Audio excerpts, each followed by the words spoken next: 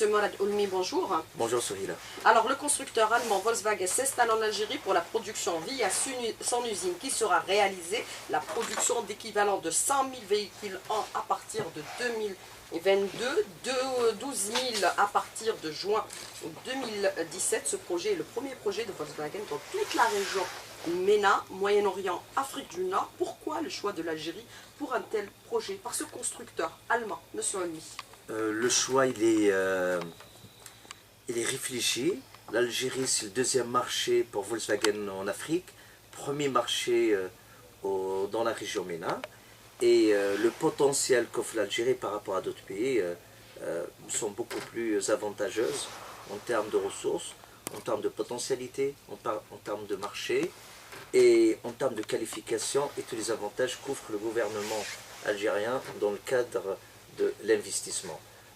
Ça d'une part, et d'autre part aussi on a fait un travail de marketing pour l'Algérie, de dire à nos partenaires venez investir en Algérie. Il y a beaucoup d'opportunités. À chaque fois que mes partenaires allemands viennent en Algérie, à chaque fois ils sont agréablement surpris sur les infrastructures, sur les états des routes, sur le potentiel qu'en ressort l'Algérie.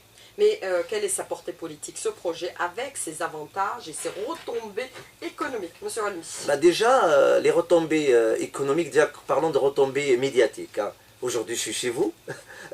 Hier, juste à titre d'exemple, juste après la conférence de presse, à peine une heure après, la secrétaire chargée de la communication de M. Baumer, elle lui a envoyé juste un email pour lui dire qu'il y a eu plus de 152 articles publié juste hier après la conférence de presse. Il y a le Figaro qui met sur la une la portée du projet industriel en Algérie. Il y a Reuters, Les Échos, CNBS, Arabian Business, Investir, tous les sites électroniques, journaux en ligne, économiques. Il y a eu vraiment des retombées immédiates. Quand il y a des retombées médiatiques, ça veut dire qu'il y a de la promotion marketing gratuite pour l'Algérie, et forcément un constructeur comme Volkswagen, premier constructeur mondial, qui appartient à la troisième économie mondiale, première économie en Europe, ça peut être que positif pour l'Algérie, ça peut rassurer, encourager d'autres investisseurs dans tous secteurs différents. Alors, les retombées économiques aujourd'hui, puisqu'on parle de pas moins de 1800 emplois qui seront créés en Algérie, exactement, par rapport à la réalisation de cette usine. Ça, c'est à l'échelle mondiale, hein, en termes d'image pour l'Algérie. C'est très important. Maintenant, les retombées directes sur la wilaya d'Orelizane, comme vous l'avez mentionné, il y a beaucoup d'emplois qui vont être créés. Il y aura un tissu de sous-traitants d'équipementiers qui va se développer autour de l'usine d'Orelizane, et honnêtement, les retombées pour le client algérien, il pourra acheter une voiture fabriquée en Algérie avec un prix raisonnable, moins cher que les véhicules importés pour le moment. Ça sera moins cher ou plus cher? Moins cher. Dans un premier temps? Oui, non, ce sera un retour d'investissement qui sera effectif, réel, direct. Pour le client, oui. Alors, plusieurs modèles seront produits en Algérie dans un premier temps. On parle de Golf 7, la Seat Ibiza, aussi un autre modèle également. Pourquoi le choix de ces 4 modèles spécialement, Monsieur Oulmi? Le choix était déjà demandé lors des négociations avec le ministère, avec le gouvernement algérien, à leur tête le ministère de l'Industrie. Lors des négociations, les pouvoirs publics ont souhaité, ont demandé, pour ne pas dire exigé, à Volkswagen qui adapte des modèles pour le marché algérien. À savoir le choix de ces modèles-là parce qu'ils ont un succès. Le choix de la Golf, c'est l'icône de la marque Volkswagen, c'est son ADN. Volkswagen voulait rentrer en Algérie avec un produit de qualité et répondre aussi aux attentes de la clientèle algérienne. Là, on se positionne sur tous les segments. La Ibiza, c'est une voiture très populaire en Algérie auprès de la jeunesse. L'Octavia, toutes les administrations, les fonctions libérales ou autres, les chefs d'entreprise utilisent beaucoup ce modèle-là. Et pour accompagner la croissance de l'économie algérienne, passe par le développement des petites PME. On a adapté un produit pour ces entreprises algériennes, à savoir le fourgon Caddy. Et Et revenir à la Golf, comme l'a dit hier le ministre, c'est une voiture qui va répondre à la majorité des demandes de la clientèle algérienne.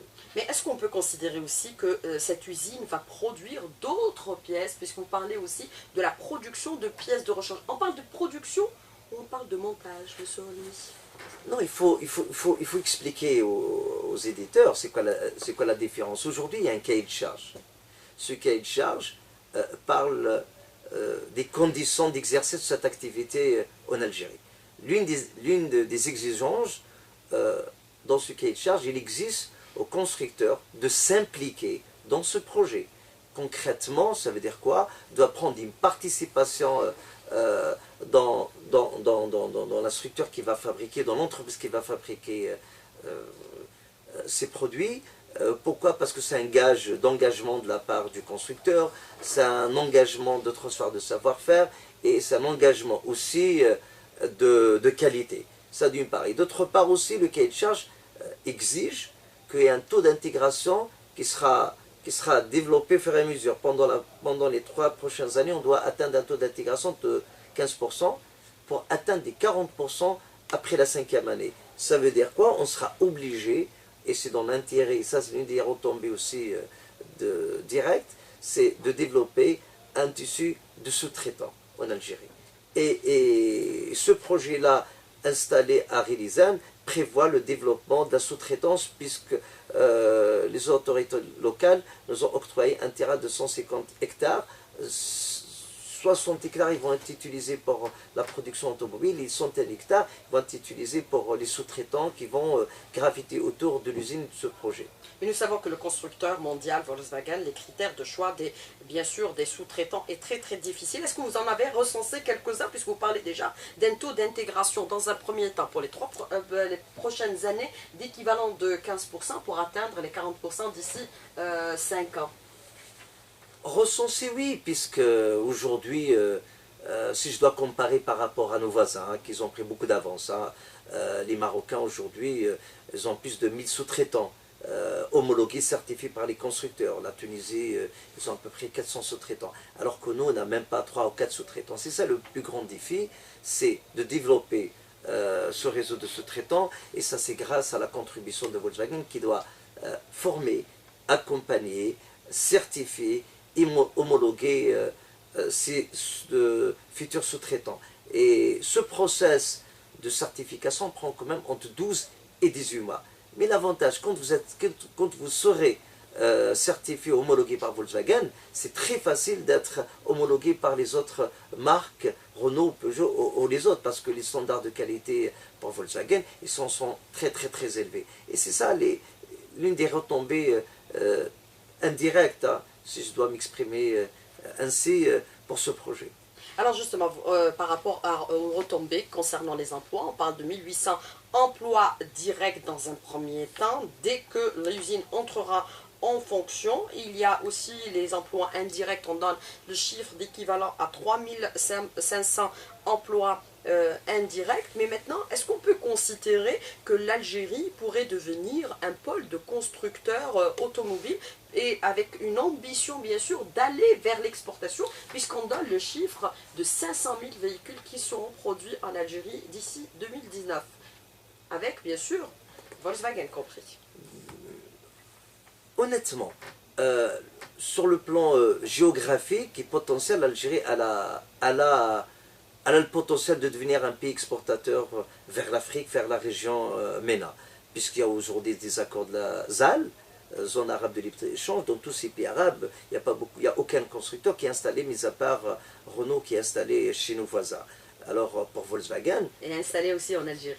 Oui, dans la région de Ouattili. Oui, voilà. Oui, mais bon, le projet algérien n'a pas la dimension d'exporter parce qu'on ne peut pas faire 2 usines, un Algérie qui va exporter, celui du Maroc qui va exporter. Alors que celui de Volkswagen Group il a l'ambition d'exporter à travers l'Algérie. Il y a beaucoup de réflexions, je ne vais pas dévoiler tout aujourd'hui, parce qu'il y a beaucoup de réflexions dans ce sens-là. SIAD, par exemple, veut faire de l'Algérie une plateforme d'exportation. La stratégie de SIAD d'ici 2020-2025, les relais de croissance pour SIAD, c'est l'Amérique latine et l'Afrique. Qui dit l'Afrique, qui veulent vraiment que l'Algérie soit d'être la plateforme de distribution. Skoda, il n'a aucune usine en Afrique ni la région MENA. Volkswagen il en a une en Afrique du Sud, mais pas en MENA. Et Skoda, elle n'a aucune usine, SIAT non plus. Alors, ces deux constructeurs qui appartiennent au groupe Volkswagen, aussi ils ont les ambitions de créer de l'Algérie une plateforme de distribution. Il y a tous ces projets-là qui sont en cours. Vous savez, on ne peut pas les faire du jour au lendemain. On a besoin de temps. L'industrie automobile, pour construire une vraie industrie automobile, on a besoin d'une dizaine d'années, Souhila. Alors, bien sûr. Par contre, si vous me permettez, je voulais rajouter un point qui est très important. Je reprends la citation du ministre. Hein, il disait que on ne peut pas imaginer une industrie automobile en Algérie sans une industrie allemande et on ne peut pas imaginer une industrie allemande sans Volkswagen. Et j'ai répondu, monsieur le ministre, on vous a ramené Volkswagen, SEAT et Skoda avec 3 pays, République tchèque, l'Espagne et la République fédérale d'Allemagne. Aujourd'hui, on a 3 constructeurs qui arrivent en même temps. On a 3 pays qui veulent développer des relations économiques avec l'Algérie. On ne parle pas que de Volkswagen. Souvent, c'est vrai que la maison mère s'appelle Volkswagen AG, on parle souvent de Volkswagen, mais je veux vraiment se rappeler qu'il y a 3 constructeurs qui viennent accompagner ce projet-là. Ça, c'est très important. Oui, Volkswagen, c'est le premier constructeur mondial aussi. Est-ce que les véhicules qui seront réalisés et produits en Algérie seront aux normes de Volkswagen? Bien entendu. Les mêmes qu'on trouvera sur les routes allemandes ou aux États-Unis, en Espagne, en Europe, tous les mondes. Non, ils doivent répondre aux normes de qualité et standards de Volkswagen. Ils doivent répondre aux normes d'homologation définis par le cahier de charge, aux normes de sécurité, aux normes d'environnement de l'Algérie. Et ils répondent bien entendu, naturellement, aux standards de qualité de Volkswagen. Après tout, c'est leur label, sur le logo. Les véhicules qui doivent sortir de l'usine de Relizane doivent répondre aux qualités, aux standards de Volkswagen.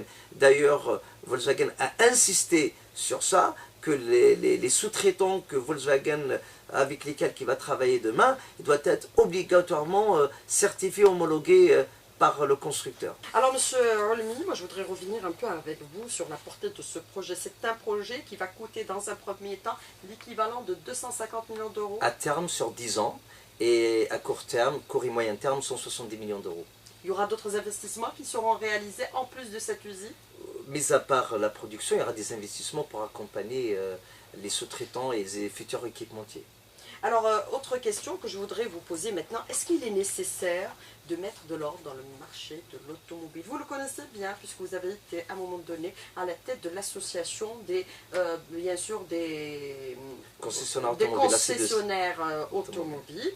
Vous êtes parti trop tôt, mais vous aviez parlé de la nécessité de mettre de l'ordre. L'ordre qui concerne bien sûr les véhicules qui sont vendus en Algérie, mais pas seulement, mais pour le marché d'occasion. Comment mettre de l'ordre aujourd'hui? Déjà pour les véhicules neufs, je pense qu'il y a eu beaucoup d'ordre qui a été mis en place. Hein, par rapport aux licences d'importation? Non, bien avant, par rapport au cahier de charge, la réglementation exige que les concessionnaires installés en Algérie doivent représenter les constructeurs. Ça veut dire qu'ils doivent acheter les véhicules chez les constructeurs, doivent être facturés auprès des constructeurs. Et je peux vous dire, grâce à cet article de loi, grâce à cette loi de finances 2014, ça a permis d'éliminer une centaine d'importateurs multimarques. Après, il y a eu les normes de sécurité, aussi, c'est un deuxième volet très important qui a permis aussi d'éliminer toutes les voitures qui ne répondaient pas aux normes de sécurité en Algérie. Je pense 75%, 80% du travail de nettoyage, je dois m'exprimer comme ça, a été fait. Par contre, pour l'occasion, bien entendu, il faut l'organiser. Aujourd'hui, ce qu'il faut le savoir, que le marché de l'occasion, c'est un marché qui échappe totalement au contrôle des pouvoirs publics. C'est un marché qui a avoisiné les 400 000 véhicules par an. Sont des véhicules qui se vendent sur des marchés traditionnels de vente des véhicules.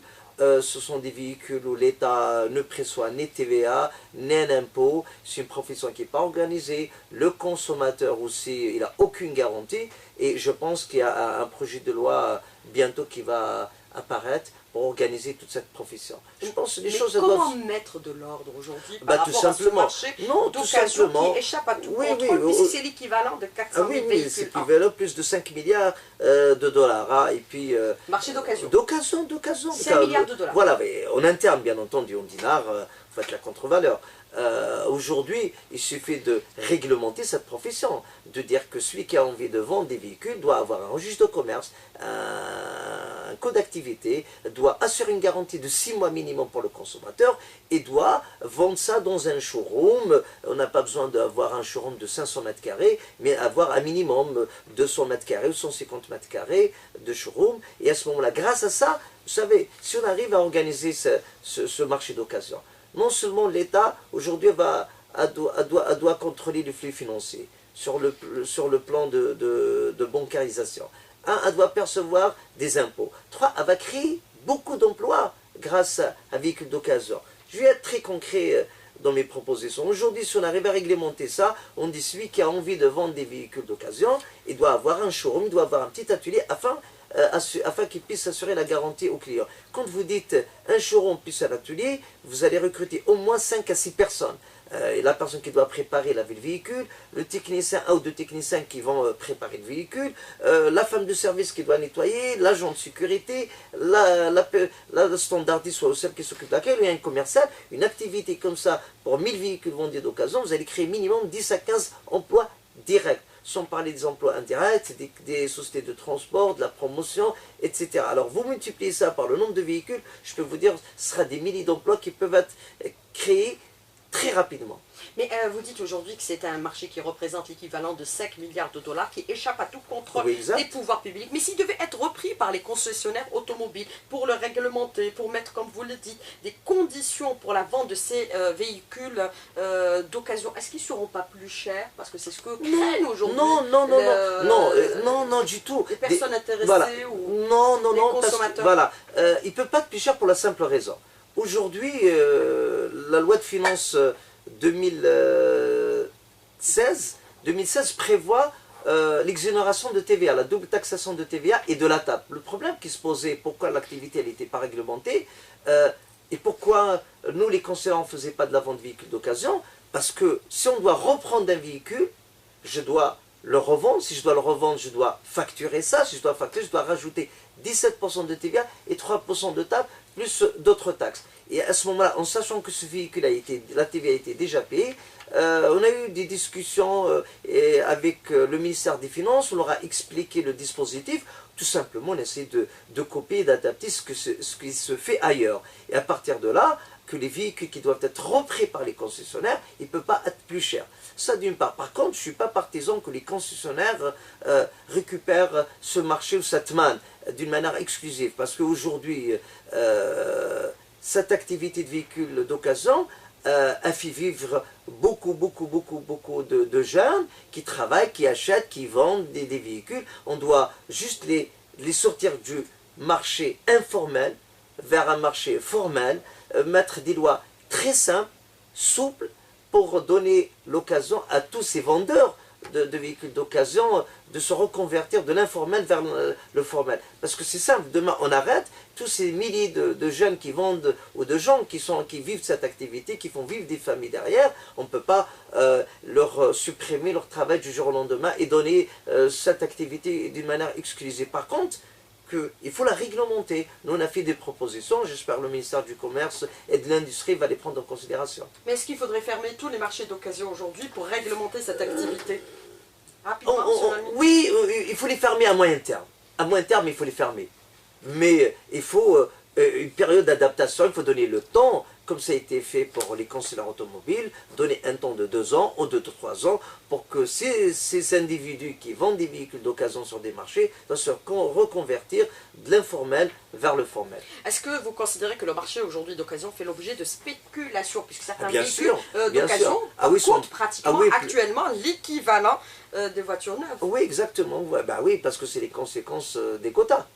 C'est quand vous avez un marché de 400 000 véhicules par an, et puis le marché, il baisse de 400 000 à 92 000 après pour qu'on puisse nous donner des quotas qui avoisinent 60 000 véhicules, et forcément vous exprimez 80% des demandes, il y a de la spéculation, soit un véhicule neuf, soit un véhicule d'occasion.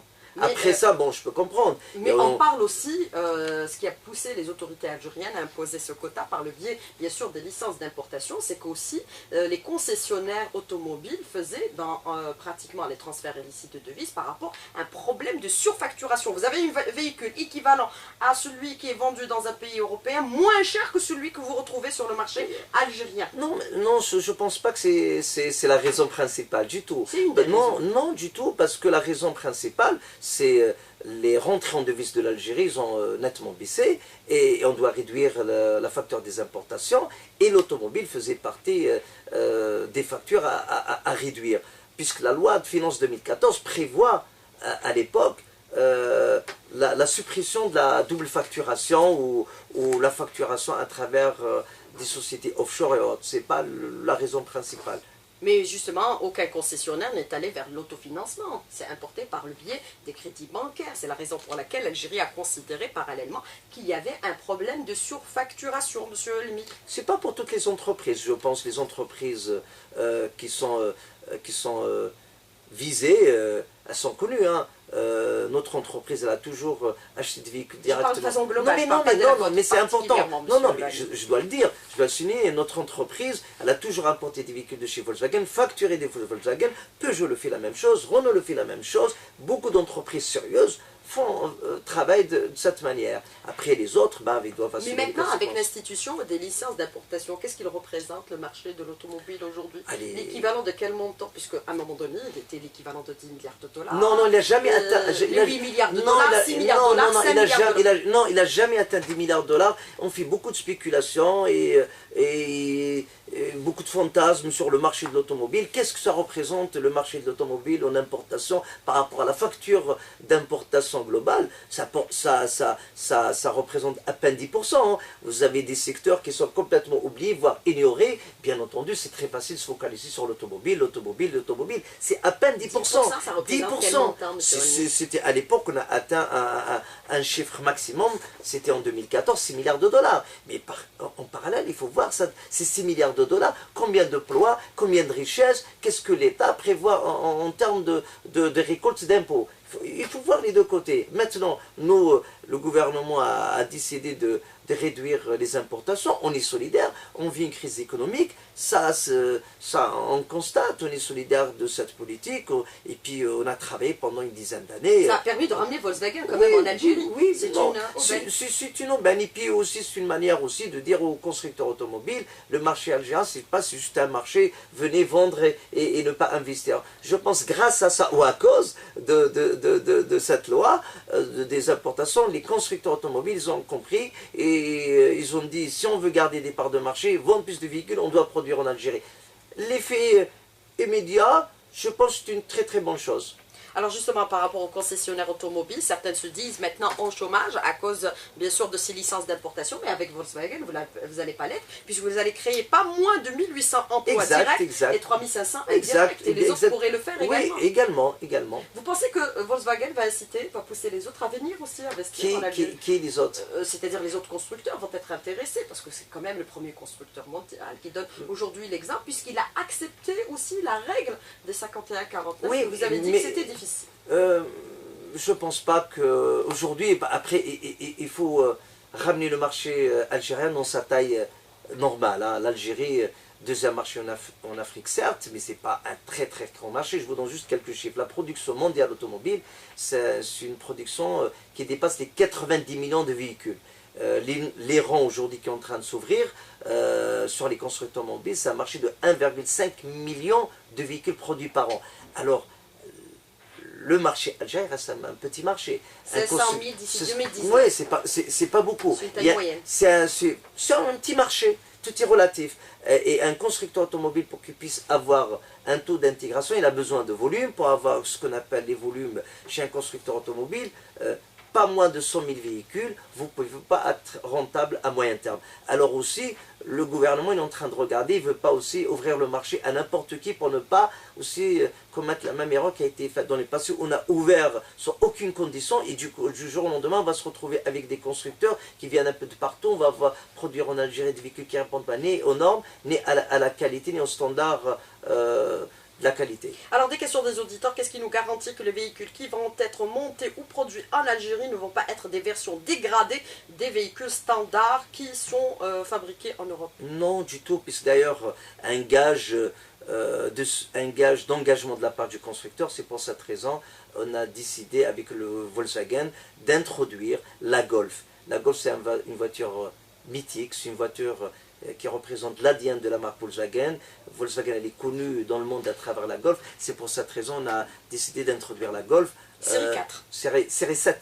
Ah, série 7. Ouais. Eh bien, très bien. Est-ce qu'un partenariat d'égal à égal ou bien le pacte d'actionnariat confère plus de responsabilités et de droits à Volkswagen? Oui, des droits, on en a de part et d'autre, des droits et des obligations. Mais notre relation avec Volkswagen, c'est une relation de partenariat, de confiance. Ça fait une quinzaine d'années qu'on travaille avec eux. Et la relation, elle est basée beaucoup sur des échanges d'informations, de la stratégie commune, de la transparence dans la gestion, puisqu'ils nous accompagnent et sur la formation, sur le management, sur les reporting, au quotidien. Et elle est basée plus sur la confiance qu'autre chose. Bien entendu, il faut formaliser tout ça sous forme d'un protocole. Alors, très rapidement sur les questions des auditeurs. Alors, est-ce qu'un partenariat défensif pour continuer de vendre en Algérie ou bien un partenariat offensif avec ambition de vendre à l'étranger, la balance de devis sera-t-elle positive les 5 premières années compte tenu du taux d'intégration faible aujourd'hui? Après la 5e année, je pense que l'ambition, elle est d'exporter à travers de l'Algérie, comme je l'ai déjà dit tout à l'heure. Ça veut faire de l'Algérie une plateforme d'exportation. Et on parle aujourd'hui de partenariat avec l'Afrique, et ça sera discuté le 3, 4 et 5 à Alger. Et vous serez certainement là? Oui, je serai là, bien sûr, je serai là. D'ailleurs, on a pris un stand, on va exposer, voilà, bien sûr. membre du FCE également parallèlement. Mais est-ce que vous pensez qu'avec tous les projets qui sont être réalisés, le port-centre, aujourd'hui on va exploiter la Transsaharienne, ça va faciliter? Bien sûr, oui, exactement. Il faut créer toutes les conditions pour développer l'exportation. L'aide à l'exportation en termes d'infrastructure, l'administration doit évoluer, les banques, les douanes doivent accompagner les entreprises à exporter. Il faut créer tout un dispositif, l'aide à l'exportation. Alors l'auditeur il revient, il vous dit la balance de vie sera-t-elle positive les 5 premières années compte tenu du taux d'intégration faible? Non, aujourd'hui, il faut travailler pour avoir une balance positive. On a plusieurs axes de développement. Il y a l'exportation de véhicules, mais il ne faut pas oublier un secteur très important. Moi, je table sur ça, c'est l'exportation de pièces de rechange. Si je vais vous donner un chiffre, la Tunisie aujourd'hui exporte plus de 5 milliards d'euros de pièces de rechange vers les constructeurs. Juste SEAT achète du Maroc chaque année plus de 800 millions d'euros de pièces de rechange. Et nous? Et non, zéro. Aujourd'hui, on ne fait rien. Qu'est-ce que vous allez faire, vous, écoutez, aujourd'hui, sur ce projet-là, déjà, je dois fabriquer des véhicules pour le marché local, exporter. On a besoin d'un dispositif législatif qui aussi, afin de promouvoir l'exportation.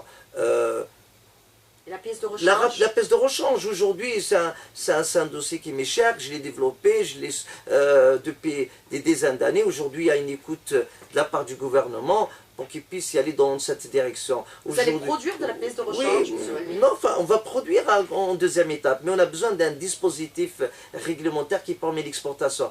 Regardez, en face de l'Algérie, vous avez plus d'une centaine d'usines automobiles qui sont installées en Europe. Il y a plus de 20 millions de véhicules qui sont produits. L'Algérie, elle est à côté de ces usines-là, à peine 24 heures, voire maximum 48 heures en bateau. Alors, on a devant nous un marché, on a des accords de libre-échange avec l'Europe, on doit les exploiter afin de fabriquer et d'exporter. Mais pour le faire, comme les Tunisiens l'ont déjà fait, on doit besoin d'un dispositif qui exige aux concessionnaires d'exporter. Moi, je suis partisan, par exemple, l'année prochaine ou les années à venir, d'exiger pour les quotas d'importation, d'exiger un critère d'exportation de pièces de rechange. On doit être gagnant-gagnant avec les constructeurs. On va voir Seat, Skoda, Volkswagen. Si vous voulez vendre des véhicules en Algérie, vous devrez acheter un quota de pièces de rechange. Et je pense que les constructeurs sont favorables à ce genre de deal. Ça existe en Tunisie, ça existe en Afrique du Sud. Pourquoi pas, on ne peut pas l'imaginer en Algérie. Alors, autre question d'un auditeur, très rapidement, monsieur Lelmi, ils vous disent, vous avez déclaré au début de cette interview, vous n'allez pas tout dévoiler. Pourquoi vous êtes venu si vous ne dévoilez pas tout, si vous dites pas tout à tous vos auditeurs? Non, mais j'ai tout dit. Hein. Hier, aujourd'hui, je continue à dire, on ne peut pas tout. Après, chaque entreprise a une stratégie, et la stratégie, on ne va pas la développer comme ça. Il y a de la veille concurrentielle, il y a des concurrents qui veulent copier, adapter, déstabiliser. Je ne suis pas là pour tout dire quand même. Alors, est-ce que les prix des véhicules seront abordables pour le moment? Les véhicules montés en Algérie sont plus chers avec la hausse des taxes en 2017. Pourrons-nous quand même acheter des véhicules? Vous dites qu'ils seront moins chers. Oui, ça va être le cas? Oui, ça va être le cas. Bien sûr, c'est un engagement puisque le gouvernement met en place un dispositif dans le cadre de l'ONDI et CNI afin d'avoir des exonérations en taxes, en droits de douane, en TVA, afin d'avoir des véhicules compétitifs qui peuvent répondre au pouvoir d'achat de la clientèle algérienne. Alors, très rapidement sur cette question, est-ce que le problème des fourgons Crafter qui avait été signalé il y a quelque temps au niveau de la maison mère a été définitivement réglé, ce problème, monsieur Almi? Définitivement. Pris en charge? Pris en charge. Monsieur Mourad Almi, merci d'avoir répondu à nos questions et d'avoir été en direct avec nous ce matin dans le studio. Merci beaucoup, bonne journée. Merci. Et bon courage. Merci. Soïla.